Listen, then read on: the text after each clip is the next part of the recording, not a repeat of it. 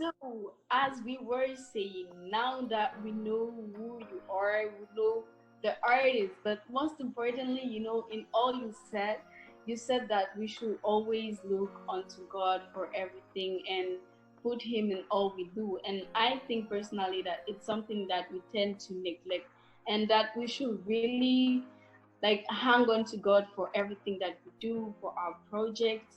So that brings me to ask you, why now? Like, after all that childhood, like, you grew up in the, like, you were born in the music, you grew up in the music, like, you became an adult in the music after having two daughters, like, and I'm sure they're amazing. After having two amazing daughters, like, now, like, why now? Why, November 2020, out of all the years, like, and out of all the odds, 2020, how people say it was the worst year. I don't personally believe it, but yeah, you know, why not? Why now? I am like I'm getting asked this question a lot. People are like, oh, Judy, we don't understand you. People are confined. People, it's difficult for people, and that's when like you become prolific. Why now? If you notice on the music I sent you, I made the specifications. Anyways, there are some titles in the albums that are songs that I recorded like more than 7 years ago before coming to Canada. Yeah. So I did these songs and then I didn't release them. It was like, it's not good enough.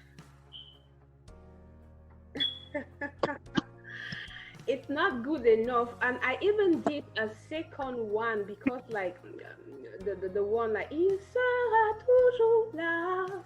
Yeah, this is a very old one. Like some people even in Cameroon have listened to it because I perform it in some anniversaries and things like that. But the recording that is now on iTunes, I did it like in 2008 or 9.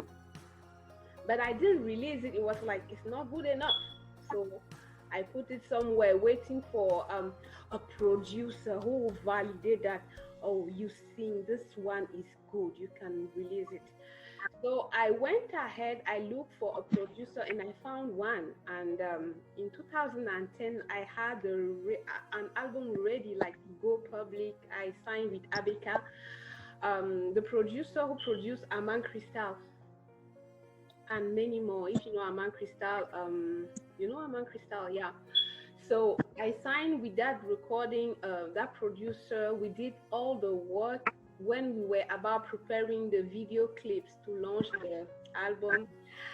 That's when, after like 4 years applying to immigrate to Canada, I was accepted. And then I was given like 3 months to come and validate my permanent resident, else I will lose the permanent resident. So that was 2011, yeah. So I had to come, and then coming here, there were some issues now with the producer who was like, we cannot do it from far from Canada. Can you sign so that somebody else will sing the songs? They were completely done. You listen to one of them, really?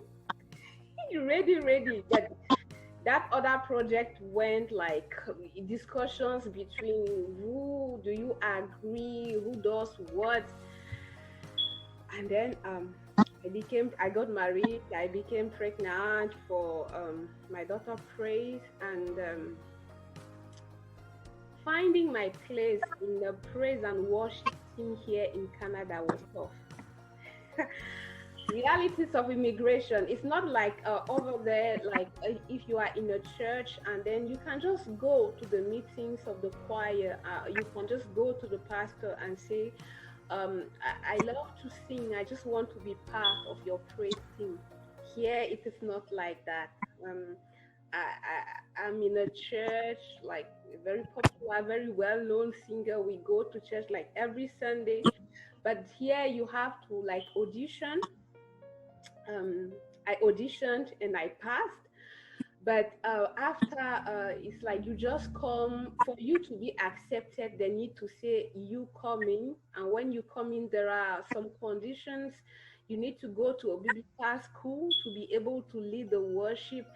So it was complicated. At some point, I got accepted in the praise team, but at that time I was working, the girl was little, and I had some issues with my husband, going coming, so I wasn't there every week. So as I missed practices like 2 weeks, I was sent out. But still, something I want to admit is the fact that looks like I was just relying on the church, on the praise team at church, to develop my life of worship and my music writing. So since I was not part of a team, it's like I just forgot that aspect of my life. And this is something I realized today, because when I was in the university in Boya, like weekly, I had time set aside to write songs. It is true, I was part of a praise team, but I had times, Judith Glory, listening, like turning something I love to do. And I really hope God will give me ideas to start this, to take a biblical passage and turn it into a nice song. So I had that routine in the university, but now, okay, as a mother, running, walking, and doing tons of things, I didn't do that. And then COVID happened.